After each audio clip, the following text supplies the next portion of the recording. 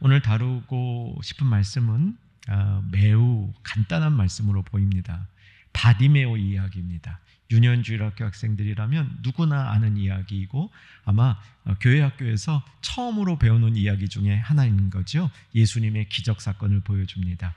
바디메오라는 거지가 예수님을 만나서 눈을 떴다 이런 얘기인데 참 예수님은 이런 기적을 행할 수 있는 특별한 힘이 있다 이렇게 어린 시절부터 배워왔던 말씀인데 마가복음 전체에서 이 바디메오 이야기는 매우 깊은 신학적인 의미도 가지고 있습니다. 이제 여러분들이 어릴 때 배웠던 바디메오 이야기를 이제 이 시간에 다시 들으시면서 그 깊이를 헤아려 보시고 그 깊이 속에 들어가 보시고 바디메오 이야기가 저와 여러분에게 실천되는 말씀으로 되어지기를 주 안에서 또한 소망합니다. 저는 본문 46절부터 성경을 피고 쭉 찾아나갈 테인데요. 46절을 보시면 바디메오에 관한 설명이 나옵니다. 제가 46절 읽어드릴게요. 성경 피시고 눈으로 따라봐 주시기 바랍니다. 그들이 여리고에 이르렀더니 예수께서 제자들과 허다한 무리와 함께 여리고에서 나가실 때 디메오의 아들 맹인 거지 바디메오가 길가에 앉았다가 짧은 구절이지만 바디메오에 대한 설명이 여러 가지가 나타납니다. 우선 그의 이름이 바디메오라는 것은 디메오의 아들이란 뜻이라고 되어 있고요. 맹인이면서 거지였다고 얘기합니다. 그리고 그가 어디에 있었습니까? 길가에 어떻게 하고 있었습니까? 앉아 있었습니다. 이게 다 복선들입니다. 하나도 버릴 수 없는 복선들입니다. 이 복선들의 내용이 풀려지는 것이 오늘 성경의 이야기라는 거죠. 디메오의 아들 바디메오. 이 바자가 붙으면 아들이란 뜻입니다. 바는 이 아들이라는 이 히브리어의 그 히브리어가 헬라화된 이런 표현인데 이제 바디메오 바요나 시모나 기억나시죠? 베드로를 바요나 시몬의 아들 베드로 얘기하는 거죠. 바자가 들어가면 아들이란 뜻입니다. 제가 여기 한길 세계로 교회 때 했나? 그때 초기였나? 그런 기억이 나는데 이 바자가 들어가면 아들이라고 그러니까 그때 어떤 성도님이 물어봤던 것 같아요. 그럼 목사님 바울은 우리 아들입니까? 그렇지 않습니다. 그건 달라요. 어휘의 구성이 다릅니다. 바울은 그냥 바울입니다. 그래서 바자가 들어가면 대체로 아들이지만 그건 히브리식 이름일 경우에 그렇습니다. 어쨌든 바디메오는 디메오의 아들이었고요. 그 이름이 마가복음에만 나옵니다. 그러니까 이 거지 맹인이 예수님에 의해서 치료된 사건은 누가복음, 마태복음에도 있지만 마가복음은 그의 이름을 기록하고 있다는 겁니다. 왜일까요? 이 문제도 설교 다 들을 때쯤 되면 풀릴 수 있습니다. 제가 직접적으로 안 가르쳐 드린다 하더라도 여러분이 이 문제를 한번 풀어보시면 좋을 것 같습니다. 거지 맹인, 거지이고 맹인입니다. 안 보이죠? 안 보이는 사람입니다. 안 보이다 보니까 생활이 어려웠을 것이고 그러다 보니까 거지가 될 수 있겠죠. 저는 미국에 이민으로 왔습니다. 미국에 이제 80년도 초반에 초중반에 이민으로 와서 이 캘리포니아로 왔어요. LA로 왔는데 그 LA에 와서 보니까 한국에서 와서 보니까 특이한 게 하나 있었는데 그중 하나가 뭐였냐면 거지들이었습니다. 이 거지들이 사시사철 이렇게 편안하게 살 수 있는 곳이 캘리포니아 날씨인 것 같아요. 한국에서는 그런 경험을 못했거든요. 겨울 되면 지낼 곳이 없어가지고 거지들이 보이지 않는데 이 캘리포니아 날씨는 거지들이 겨울에도 이 겉옷 하나만 있으면 얼마든지 살 수 있는 그런 환경이었죠. 그래서 성경을 이해하는 데 도움이 됐습니다. 예수님이 사시던 예루살렘하고 여러분이 살고 계시는 이 LA는 이 자연 환경이 비슷합니다. 겨울에 추위가 이 정도 되는 게 예루살렘의 또한 날씨이거든요. 그래서 이 거지들이 이 겨울에도 쉽지 계속 살 수 있기 때문에 누가 그러더라고요. 그것도 제가 세계로 교회 시절에 들은 것 같아요. 목사님, 거지와 교수가 공통점이 있습니다. 한번 되기는 어려워도 되면 계속합니다. 편하다는 얘기죠. 편하다고. 거지가 은근히 편하대요. 부탁드립니다. 거지되지 마시기 바랍니다. 바디메오가 비교적 자기의 어떤 생활에 도전하지 아니하고 안주하는 삶을 살고 있었다. 이 복선이죠. 그 복선이 앉아 있었다. 길가에 앉아 있었다. 길목도 좋은 목이었던 것 같아요. 그래서 구걸하기에 편리한 장소였다고 볼 수 있겠습니다. 그 구걸하기 좋은 편리한 장소에서 오랫동안 이 맹인 바디메오는 구걸을 하고 지내고 있었다. 이렇게 오늘 말씀이 시작되는 겁니다. 47절을 보게 되면 예수께서 여리고로 통과하여 지나가고 있는 상황입니다. 이것은 예루살렘으로 올라가고 있고 예루살렘에 올라가셔서 십자가를 지시려고 올라가는 마지막 발걸음이었는데 반드시 여리고를 통해서만 예루살렘에 갈 수 있는 것은 그것은 이제 여행 루트이기 때문입니다.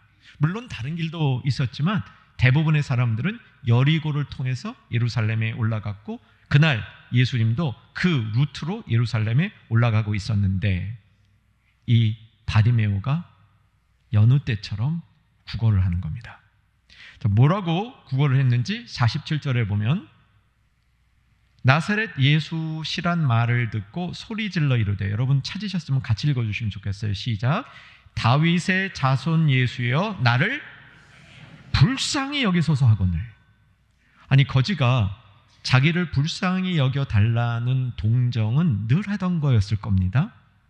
그런데 불쌍히 여겨달라는 이 거지에게는 상설적으로 하는 이야기가 사실 그의 마음속에 있는 인생을 표현하는 소리로 들리고 표현이었다면 이것은 매우 중요하게 하나님을 만날 수 있는 예수님의 관심을 끌을 수 있는 표현이라는 사실을 우리가 확인해야 됩니다. 나를 불쌍히 여기소서. 여러분 언제 이런 고백을 해보셨습니까? 언제 이런 기도를 드려보셨습니까? 하나님, 나를 불쌍히 여기소서.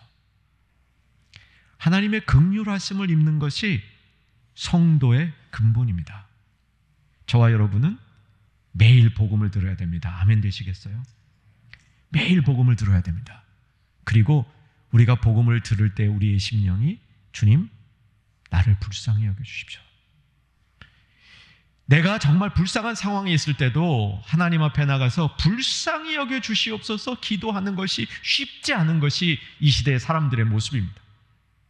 이 시대의 성도들의 마음이 많이 굳어지고 단단해져서 내 자신 불쌍히 여겨달라는 하나님 앞의 고백과 기도 자체가 쉽지 않은 것이 이 시대의 우리들의 모습이라는 사실이죠.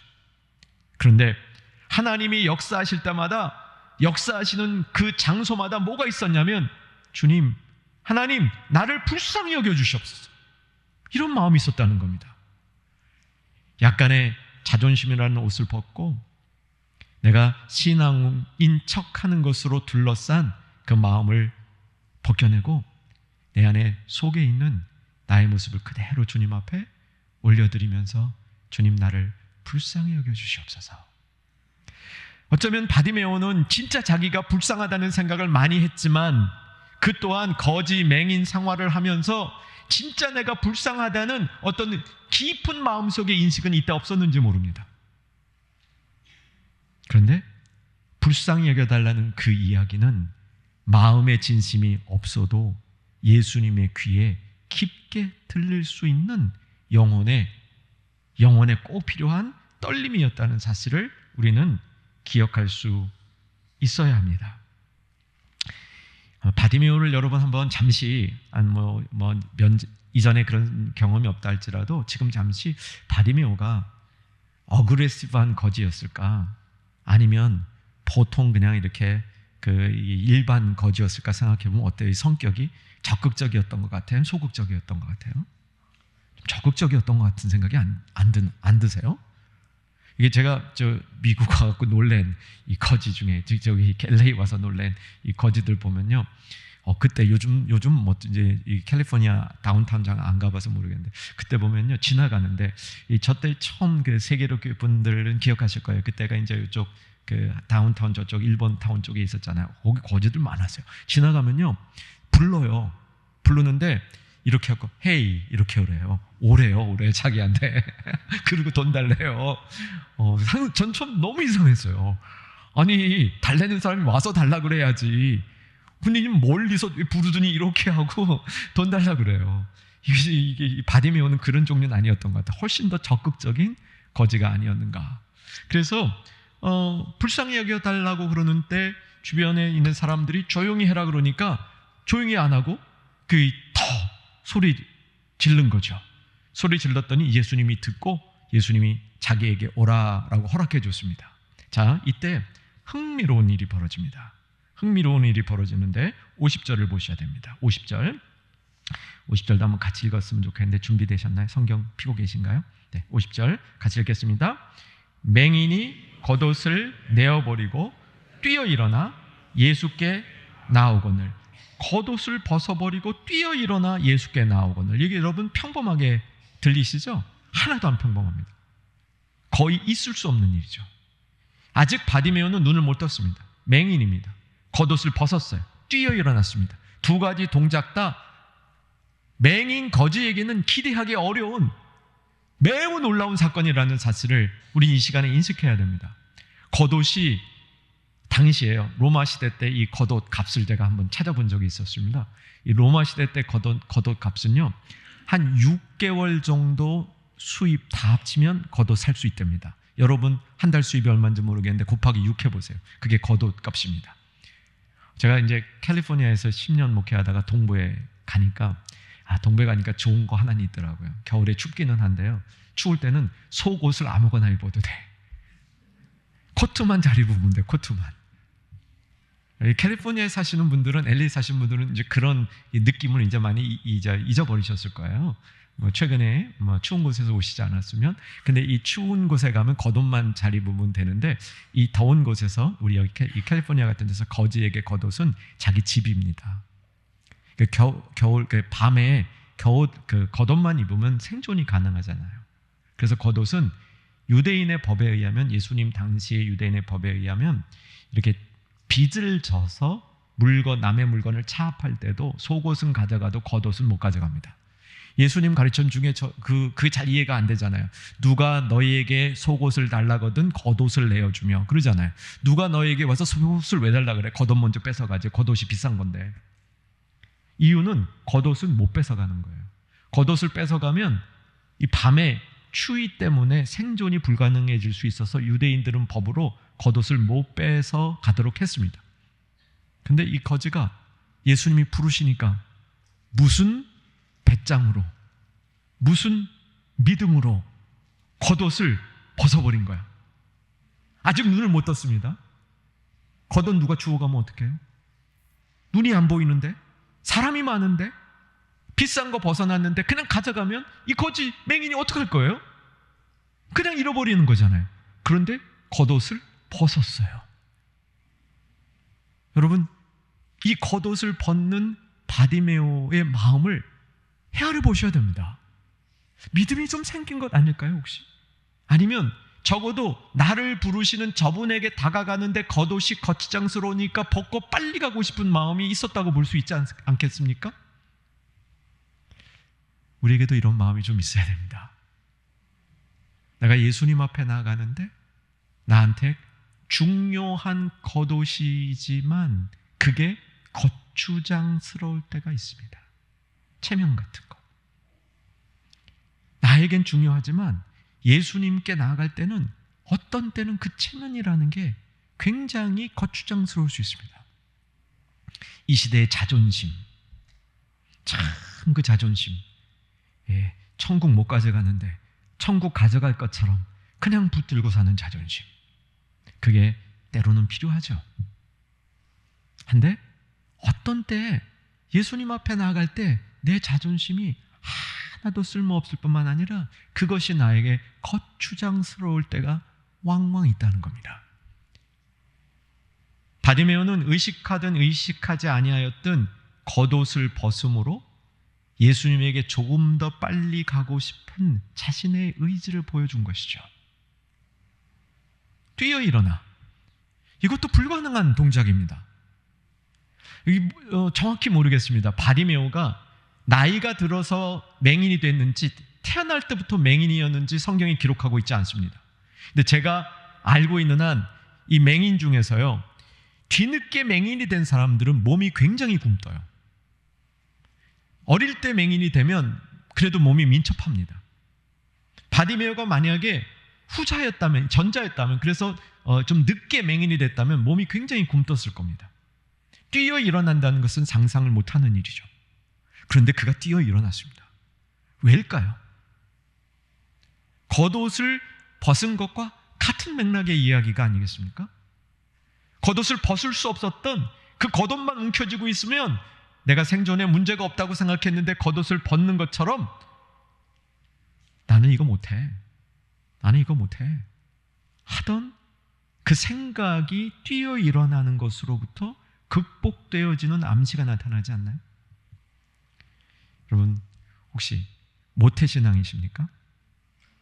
나 이거 못해, 나는 봉사 못해, 나는 일찍이 교회 오는 거 못해, 모태신앙입니까?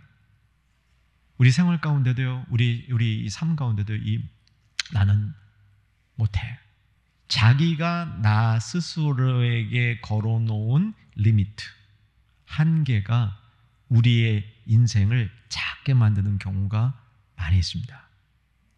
여러분, 속으로 한번 따라해 보세요. 나의 하나님은, 속으로 하시려는데 겉으로 하시네. 좋습니다. 그럼 겉으로 합시다. 나의 하나님은 크시다. 한 번 더. 나의 하나님은 크시다. 여러분, 여러분에게 하나님이 작은 분 되지 않기를 소망합니다. 여러분에게 하나님이 크신 분, 하나님 원래의 크기대로 여러분에게 계신 하나님 되시기를 주의 이름으로 축원합니다. 문제는 나라고요. 내가 나를 자꾸 작게 만드는 겁니다. 내 안에 하나님이 역사하시고 하나님이 함께 하시고 하나님이 인도하시는 그 크기를 내 스스로가 작게 만드는 것이 우리의 문제인 것이죠. 여러분, 충분히 하나님 앞에서 크신 하나님의 크기가 여러분 안에서 나타날 수 있어야 되는 겁니다. 자, 뛰어 일어나서 겉옷을 벗어버리고 조금이라도 빨리 하나님 앞에 예수님 앞에 나아가려는 이 바디메오를 예수님이 보신 겁니다. 자, 이제부터 오늘의 메시지가 나오기 시작합니다. 오늘의 메시지 중에 중요한 부분은요, 무엇이 바디메오를 이렇게 변화시켰을까요?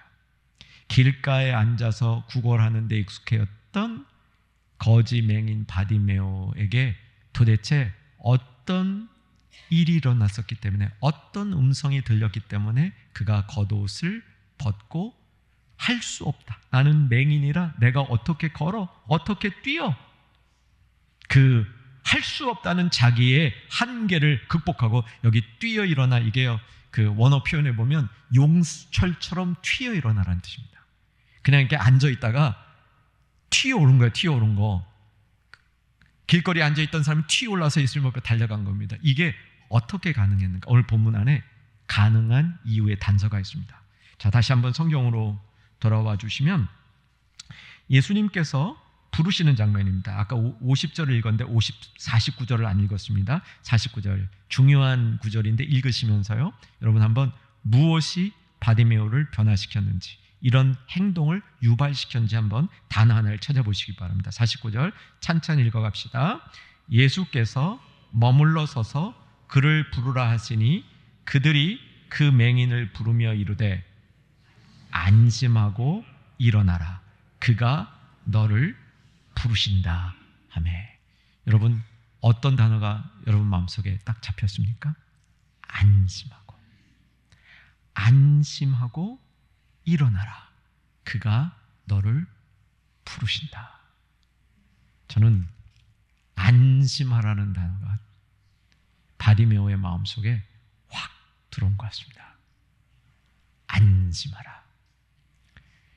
사랑하는 한길교회 성도 여러분, 어려운 일이 있으실 때, 힘든 일이 있을 때, 초조한 일들이 있으실 때 바디메오처럼 이 음성을 들을 수 있는 축복이 임하기를 주의 이름으로 축원합니다. 안심하라. 사람이 하는 얘기가 아니라 예수님이 들려주는 얘기입니다. 안심하라. 네 건강이 쇠하고 있느냐? 안심하라. 직장이 불안정하냐? 안심하라. 너의 삶이 위기냐? 안심하라. 여러분, 이 음성을 사람의 음성이 아닌 예수님의 음성으로 들으실 수 있기를 바랍니다. 이 음성은 하나님이 주시는 언약관계 축복의 핵심이에요. 안심하라. 물론 네가 원하는 대로 다 된다는 뜻이 아닙니다. 그런데 네가 어떤 상황에 있든지 간에 네 영혼 안심하라. 네 남은 인생 안심하라. 네가 걱정하는 그 문제 내가 붙들고 있다. 안심하라. 이 음성을 들을 때에 성도들은 하나님 앞에 바로 서는 축복의 역사를 경험하게 된다는 사실입니다. 여러분도 이 음성을 꼭 들으실 수 있는, 이 시간에 들으시고 필요할 때 들으실 수 있는 축복이 임하기를 다시 한번 축복합니다. 예수님이 사역하시는 중에 여러 사람이 그 은혜를 입었죠. 뭐 병이 낫는 역사도 일어나고 말씀으로 채워지는 역사도 일어나고 인생이 변하는 역사가 수만 건 일어났습니다. 그 중에 우리가 잘 알고 있는 매우 겸손했던 여인 하나를 여러분 기억하실 겁니다. 혈루병 여인, 12해 동안 혈루병으로 고생하던 여인. 이 여인이 예수님 한번 만지면 날 것 같아가지고 예수님 근처에 갔는데 그 엄두가 안 나는 겁니다. 아시는 대로 예수님 뒤로 돌아갔죠. 뒤로 돌아가서 어떻게 했습니까? 옷자락 끝만 만졌어요. 마태복음에 보면 예수님의 옷자락에 이렇게 술이 달린 것 같아요. 술이 달린 것 같아요. 그 테슬 끝 하나 살짝 만졌다는 거예요. 근데 예수님이 그 사실을 아는 거예요. 예수님에게 능력이 빠져나간 걸 아는 겁니다. 그래서 누가 내 몸에 손을 대느냐? 제자들이 얘기하죠. 이렇게 사람들이 많아서 서로 밀고 밀치고 있는데 그거 예수님 몸에 손 닿을 수도 있고 그런 거지. 누가 그걸 뭐 예수님 그랬겠습니까? 그랬는데 이 여인이 거기서 그 예수님의 옷자락을 만지는 순간 자신이 나았다는 것, 자기가 치료됐다는 것을 경험하면서 앞으로 나오죠. 그때 예수님이 뭐라고 말씀하시는지 아세요? 실력이 없으면 눈치로. 뭐라고 말씀하셨냐면요, 안심하라. 안심하라. 이 여인이 진짜 치유되는 순간, 예수님의 능력이 나아갈 때 치유되었지만 안심하라는 말을 들을 때 그 여인의 전 인격이 치유되는 그런 순간이었습니다. 성경에 보면 또 이 안심하라가 어디서 나오냐면요, 바울이 마지막에 죄수로 배를 타고 그 예루살렘으로 로마로 황제 앞에 재판받기 위해서 가잖아요. 그때 유라굴로라는 광풍을 만나잖아요. 배가 파선 위기에 갔잖아요. 파선 위기에 갔을 때 죄수인 바울이 거기에 배 안에 타고 있는 군사들과 다른 뱃사람들에게 뭐라고 얘기한지 아세요? 안심하라고 얘기해요. 안심하라. 그게 진짜 안심해. 그 순간에 어떤 일이 벌어진 건지 아세요? 배의 리더가 바울로 바뀌어요. 하나의 일개 죄인이 로마에 끌려가서 황제에게 소송은 걸었지만 어떻게 될지 모르는 이 죄인이 안심하라라는 말을 시기적절하게 예수님의 계시로 안심하라를 전할 때 이 사람이 리더가 돼요. 여러분, 오늘 본문도 보면요, 안심하라라는 말을 예수님이 직접 바디메오에게 하지 않았어요. 제자들을 시켜서 했습니다. 제자들에게 가서 바디메오에게 안심하라는 말을 전한 겁니다. 기왕 예수님의 제자 되실 때 이런 제자 되시기를 주 안에서 소망하며 부탁합니다. 예수님의 제자로서의 삶을 살아갈 때에 내가 어떤 봉사를 조금 더 잘하는 것 중요합니다. 교회 행정적인 일을 잘하는 것도 필요하죠. 기도 많이 하는 성도도 교회에 꼭 필요합니다. 그런데 이런 제자도 필요합니다. 안심하라. 성도님 안심하세요. 목사님 안심하세요. 이런 성도도 필요합니다. 안심하세요. 우리 교회 안심하세요. 두려워하고 초조하고 힘들어하는 성도들이 많은 이 시대 앞에 안심하라, 이것을 내 감정이 아니라 하나님의 뜻하시는 것으로 깨닫고 선포할 수 있는 성도가 이 시대에 꼭 필요한 예수님의 제자인 줄로 믿으시기 바랍니다. 그래서 여러분의 입술에도 필요한 사람에게 안심하라는 메시지를 증거할 수 있는 축복이 임하기를 주의 이름으로 축원합니다. 특별히 여러분 자녀들 힘들 때요, 아이고 너 어떡하니 너 어떡하니 더 힘들게 만들지 마시고 하나님 앞에 기도하고 말씀 보면서, 오늘 일부 시간에 시편의 중요성을 말씀드렸는데, 말씀이 나의 마음속에 감동이 되고 나의 마음속에 깨달음이 될 때 안심해라, 괜찮다, 괜찮을 거야가 아니라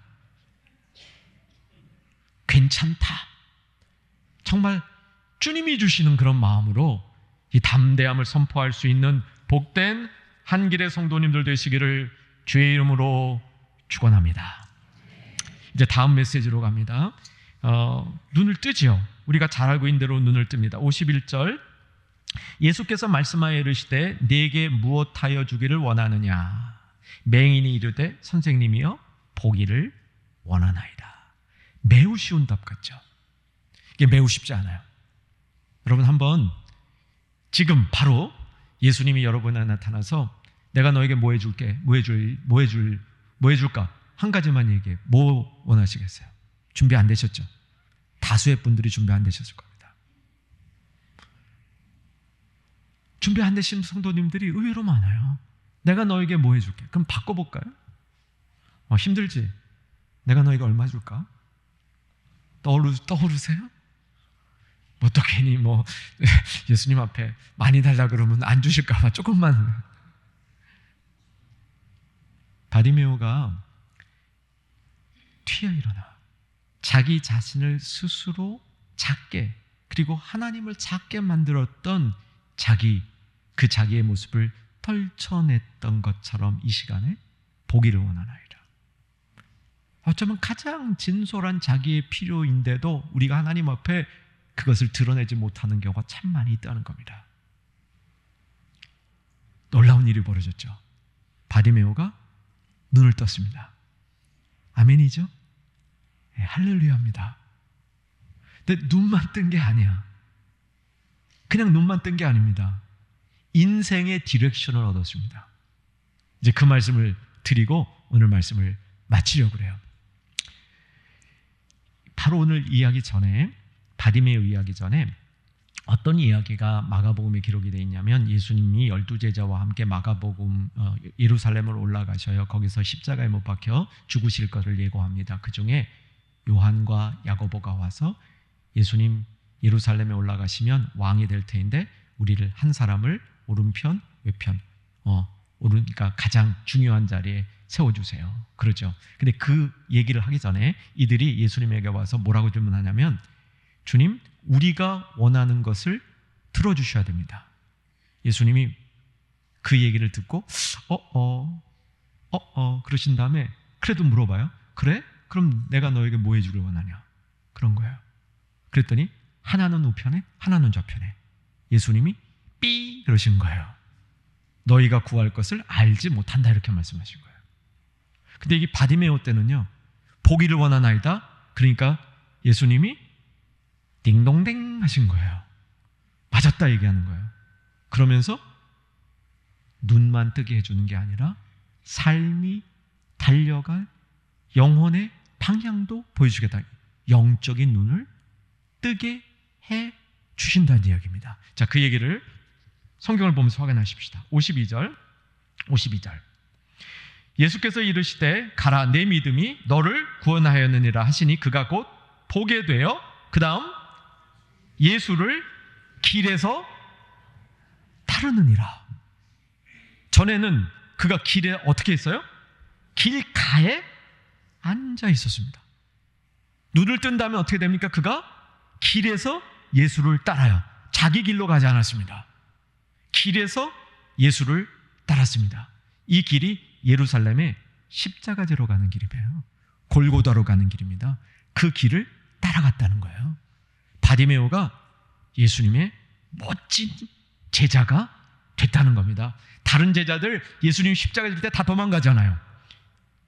가룟 유다로부터 시작해가지고 11명의 이후의 제자도 다 도망가잖아요. 그런데 길에서 예수를 따르느니라. 길가에 앉아있던 거지 맹인이 길 가운데서 예수님을 따르는 제자가 되었다는 겁니다.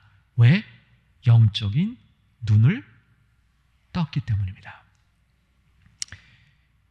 이제 제가 여러분하고 또 언제 뵐지 모르니까 이제 마지막 맺는 말씀은 웃는 말씀으로 마무리하고 싶은데, 여러분 혹 재미없더라도 좀 웃어주세요. 여러분 아시잖아요. 제가 그렇게 재미있게 설교하는 사람 아니라는 거를.